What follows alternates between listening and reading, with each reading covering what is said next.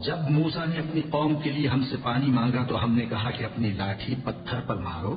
انہوں نے لاٹھی ماری تو اس میں سے 12 چشمے پھوٹ نکلے اور تمام لوگوں نے اپنا اپنا گھاٹ معلوم کر کے پانی پی لیا. ہم نے حکم دیا کہ اللہ کی عطا فرمائی ہوئی روزی کھاؤ اور پیو اور زمین میں فساد نہ کرتے پھرنا. اور جب تم نے کہا کہ موسیٰ ہم سے ایک ہی کھانے پر صبر نہیں ہو سکتا تو اپنے پروردگار سے دعا کیجئے کہ ترکاری اور ککڑی اور گیہوں اور مسور اور پیاز وغیرہ جو نباتات زمین سے اگتی ہیں ہمارے لیے پیدا کر دے.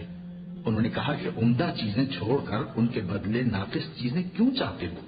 اگر یہی چیزیں مطلوب ہیں تو کسی شہر میں جا اترو، وہاں جو مانگتے ہو مل جائے گا. اور آخر کار ذلت و رسوائی اور محتاجی و بے نوائی ان سے چمٹا دی گئی اور وہ اللہ کے غضب میں گرفتار ہو گئے. یہ اس لیے کہ وہ اللہ کی آیتوں سے انکار کرتے تھے اور اس کے نبیوں کو ناحق قتل کر دیتے تھے، یعنی اس لیے کہ نافرمانی کیے جاتے اور حد سے بڑھے جاتے تھے.